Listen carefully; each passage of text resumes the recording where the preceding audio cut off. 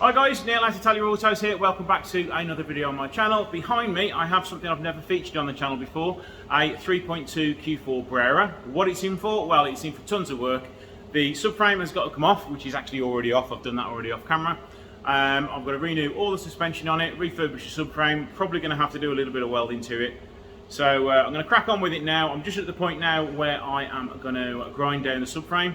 So you will join me after I've done that to see how much or if any welding is needed to be done.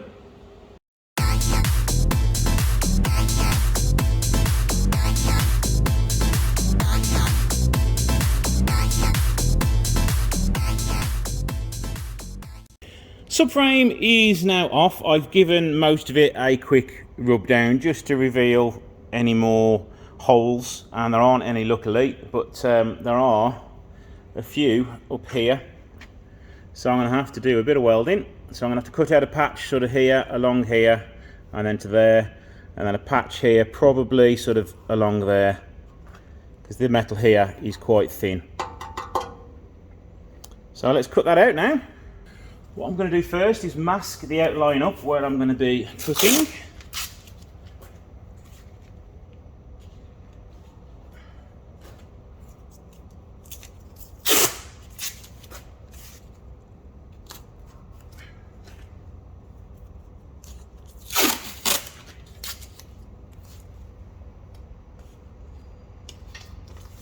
So I can have a nice neat patch then.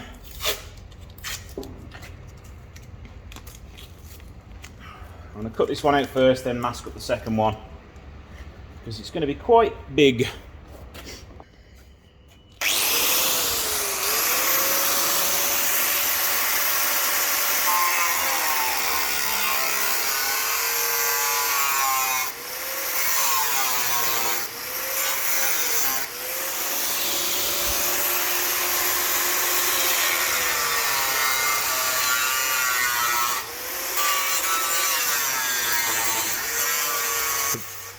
For those of you saying, why didn't you just buy a new subframe to go onto it?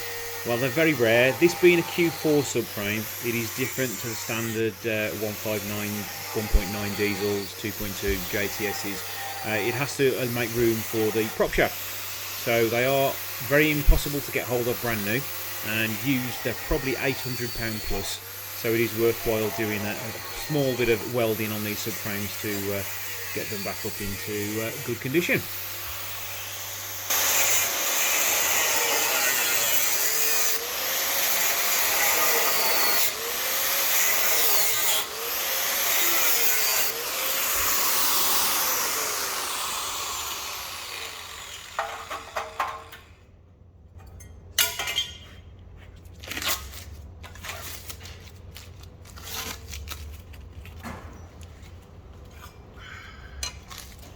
Keep that to one side so I can make my template.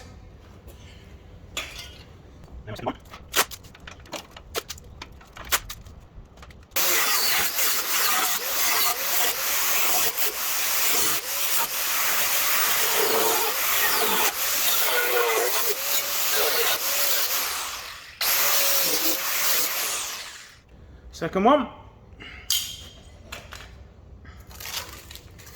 Now I just want to clean up the area all around where I'm going to be welding.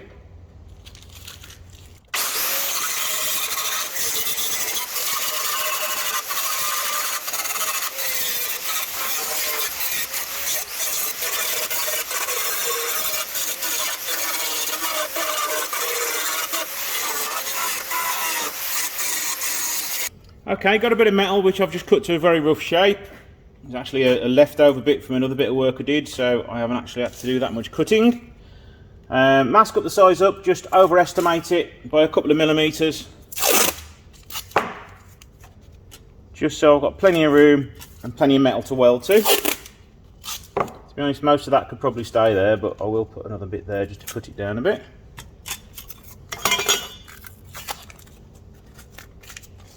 No, I won't, I'll take that off.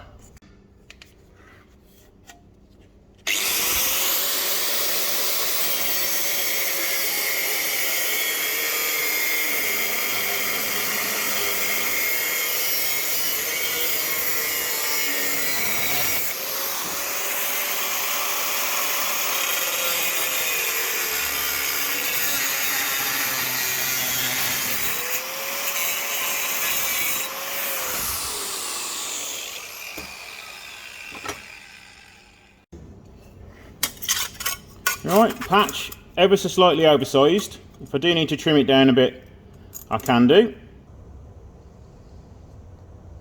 The patch is going to sit ever so slightly proud, and I want that because then I'm going to have sort of a very good seam to weld along.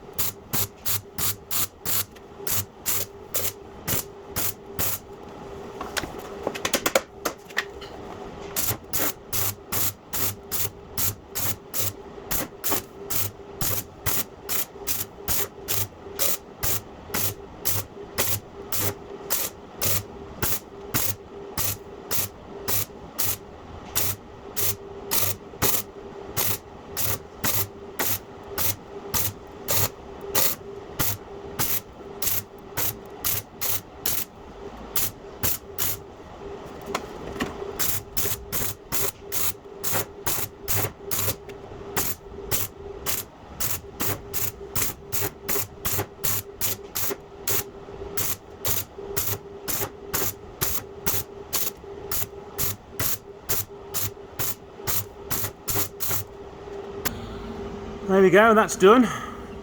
Not the tidiest in some areas, but I did have to fill a little bit because there was a little bit of a space.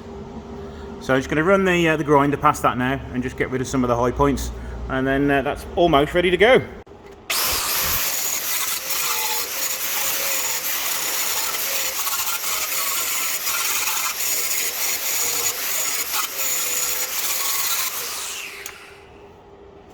There we go, let's move on to the next one now. As this piece has got a curved bit in it, I will weld it sort of left, right, a little bit, a few dots around, then hammer it down into the right shape, and we should be good to go with that one.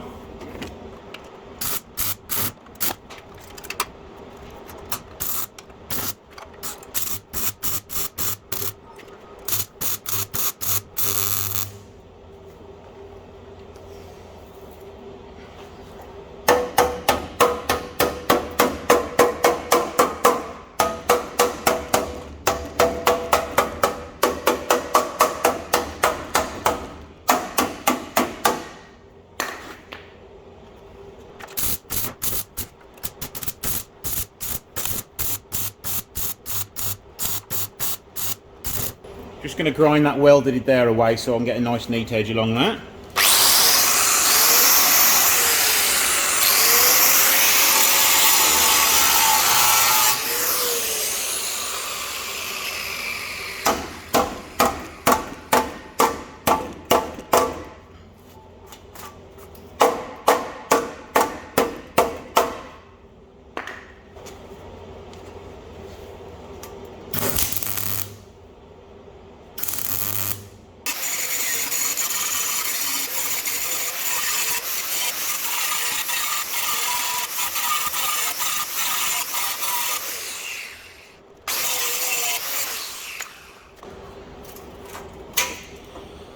Right, there we go. That one's not as tidy because the metal work was a little bit awkward there and it wasn't quite clean enough, so I did have a few issues, but we got it there in the end. And this little bit here was a little bit tough because the metal was a bit thin there, but we turned the welder down and we managed to weld that up without any issues at all. So now we need to put some rust protection on it. Before we put that rust protection on it, we need to drill that little hole back there again.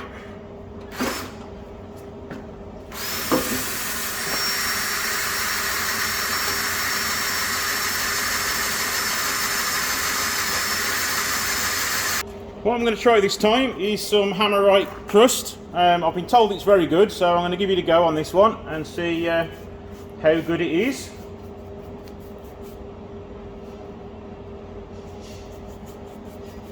Because once I've finished all prepping this, I've then got to finish prepping the rest of the subframe.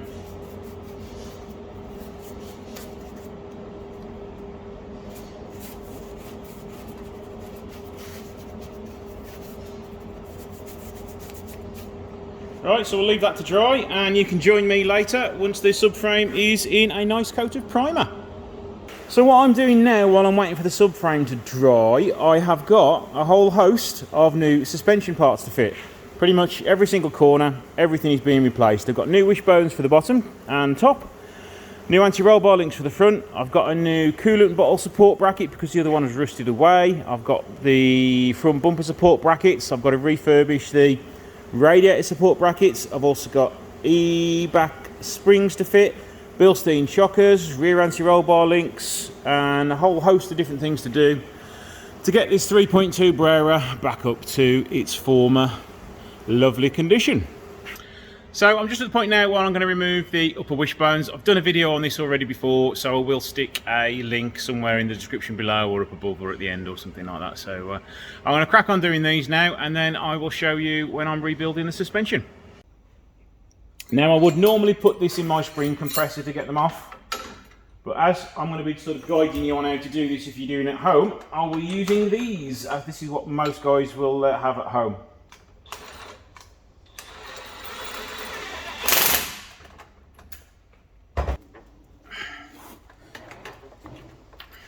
To just remove this dust cover so I can get access to the scrap shock absorber. So I'm only doing this because it is scrap. I wouldn't normally put vice grips on these. And now if I can find my sockets,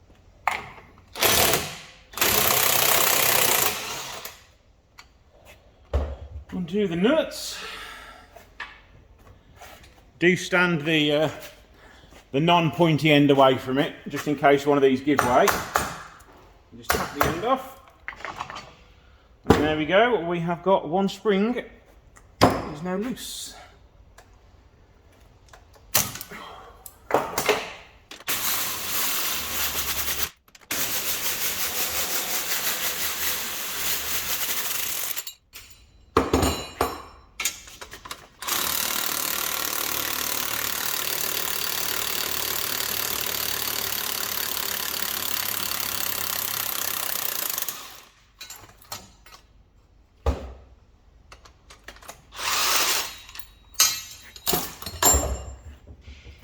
Now the bits we need to keep are the dust covers and this bit of rubber from underneath.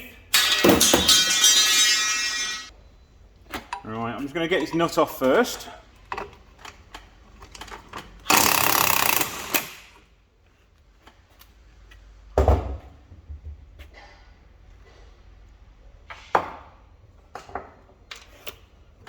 Now we'll just see if this side will come loose with the impact.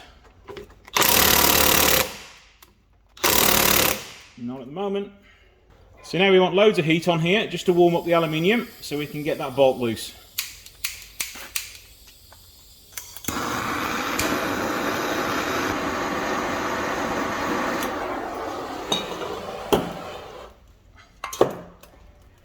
Let's see if it'll break loose.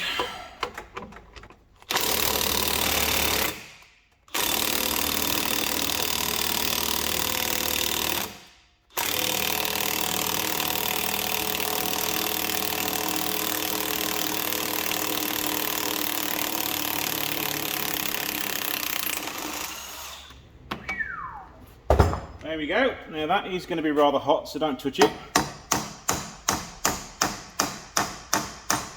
I'm only tapping it lightly because these are ever so delicate.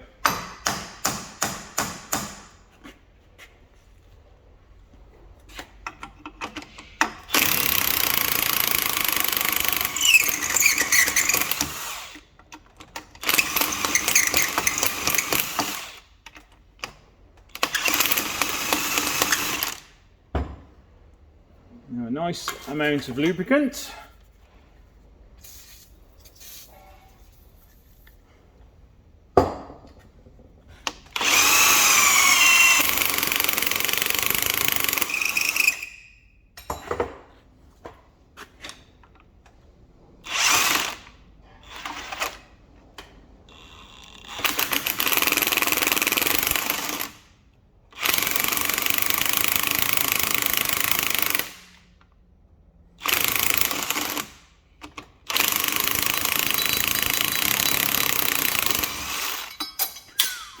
go. I mean, just look at the amount of build up in there of just all the crud where they've tried to weld themselves together. Now, again, being very delicate with it, you need to give it a little tap here with the hammer. Tapping it anywhere else and you're liable to break this here. So I'll just give it light taps here. And it should hopefully start to move off, and it is. I'm not hitting it hard at all.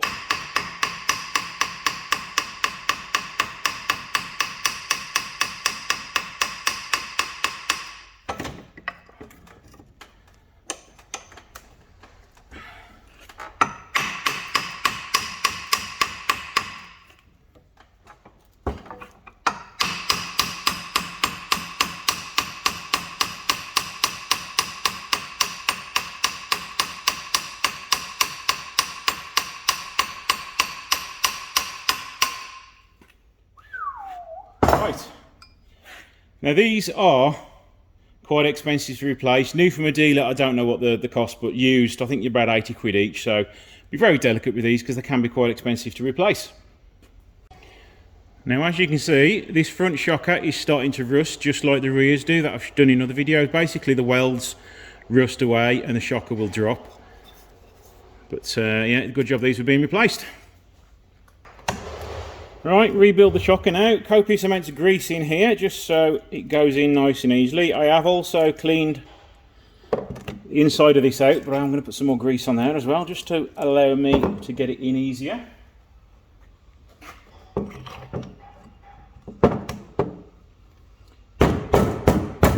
few little taps on the workbench should hopefully start to get it going in.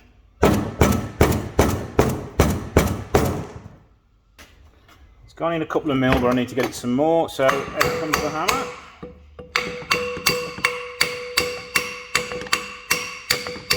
Again, only hitting it very lightly, and I'm only going to hit it in the centre there.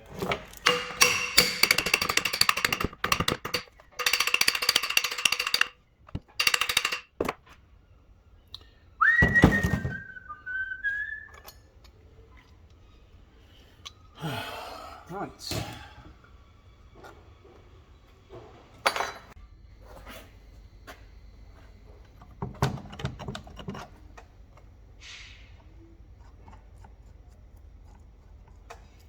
Now, I'm not using impact guns or anything heavy duty on here because, again, very easy to snap anything. I will also torque this up on the car. We'll do it tight now, but I will also properly torque it up once it's on the car because I can get a proper purchase on it. So now, time to compress that spring and get that spring on.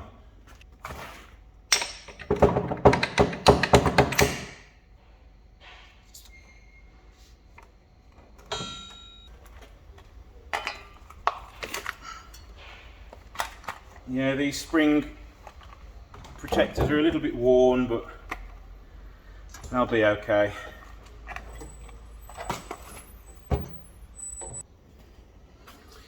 Right, I have put the spring compressors on upside down, but that shouldn't make a difference.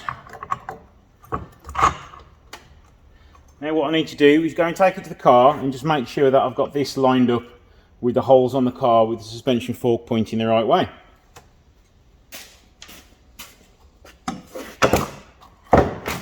Right, that's about right then, so we can put the nut on now.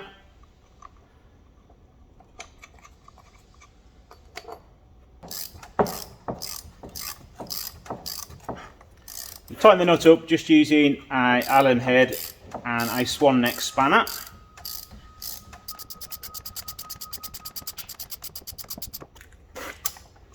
And I will make sure that's torqued up on the car. Now we can get rid of these spring clamps.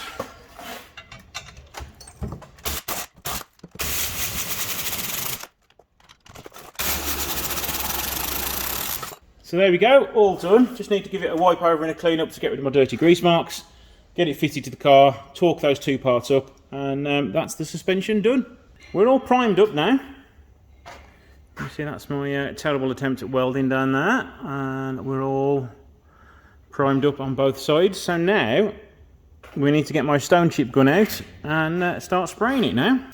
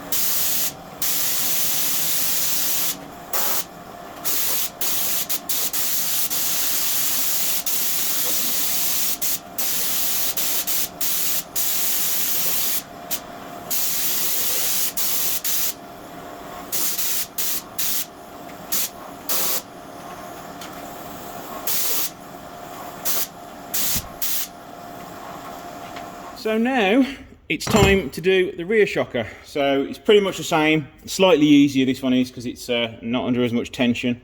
Just need to undo this bolt and get everything off it to transfer it to the new one.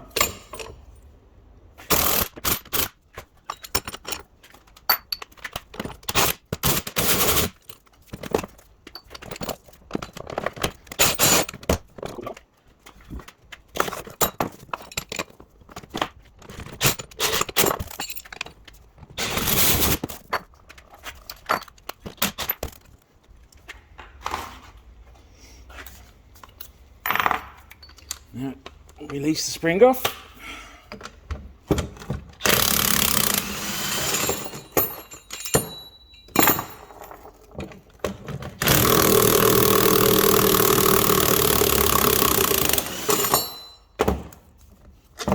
So the next step is to take the spring off, but it normally 9 times out of 10 gets stuck in the spring cup. So a couple of screwdrivers, a few slaps with a hammer, and it will come off.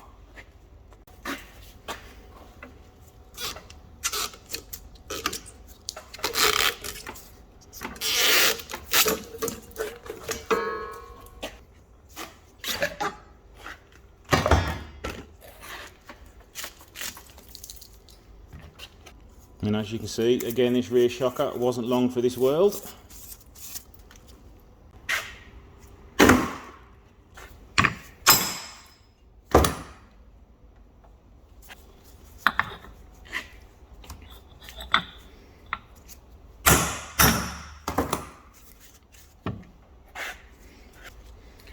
New spring cup is now seated, so we can get the rest of it back together.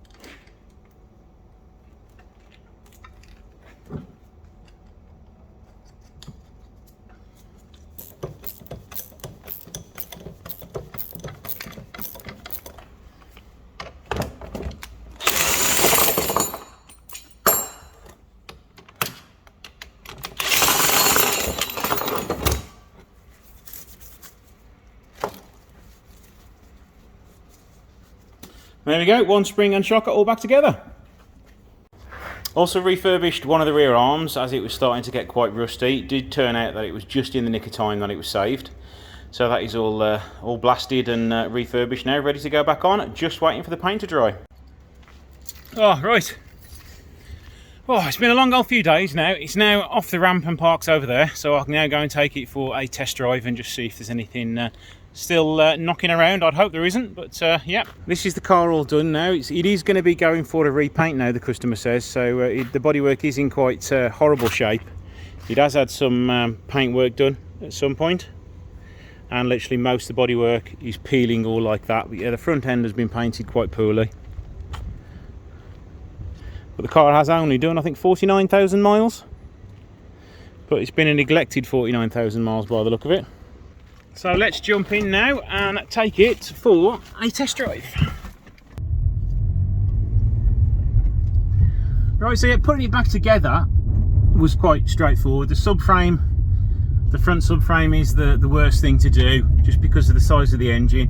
If you don't put things on in the right order, you find that you really struggle to get one of the power steering rat bolts in.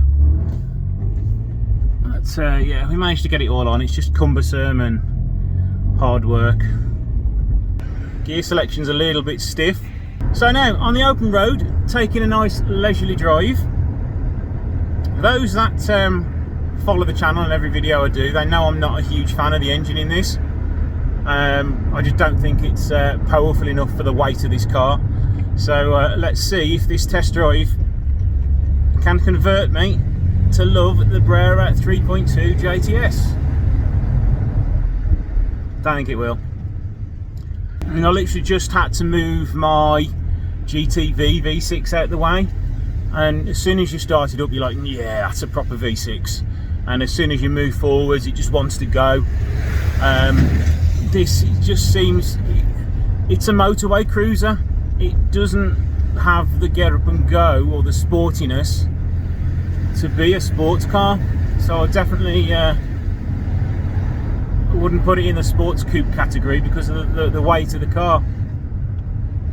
But if you'd have probably stuck at a V8 engine in it with 400 horsepower, it'd probably be a lot more fun to drive.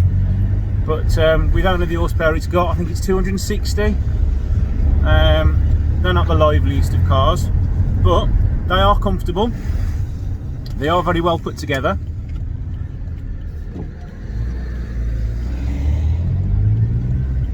Into the normal road humps to test the suspension out. Totally silent on the left. Totally silent on the right. So I think we're all good on this one. So yeah, I've done a lot of the work off camera because I have done a lot of the videos before. I've done all the removing of the front and rear suspension and wishbones and subframe and everything. So I'll have a look in probably the 159 category and you'll see all those videos in there. I will put links to some of them in the description below. But yeah, it's been a full 3 days pretty much working on this, refurbishing the subframe. I've also refurbished the driver's rear arm because that was looking rather tired. Yeah, we're all good on this. This is another one with all the boxes ticked for the repairs. I mean, I can see why people like these, because you've got that little bit of power underneath your right foot. The build quality is reasonably good and it does drive quite nicely. It's a very smooth and subdued drive. It's a bit like the old sort of Rover 75 V6 and the Alfa 166. I'd probably put it more in the Alfa 166 category than GT or GTV. But yeah, I can see why people like them. It's just not one for me. So there we go, guys, another one repaired. If you want any work doing, please give me a call, send me an email or send me a text message and I'll get back to you. But thank you guys for watching and I shall see you in the next video.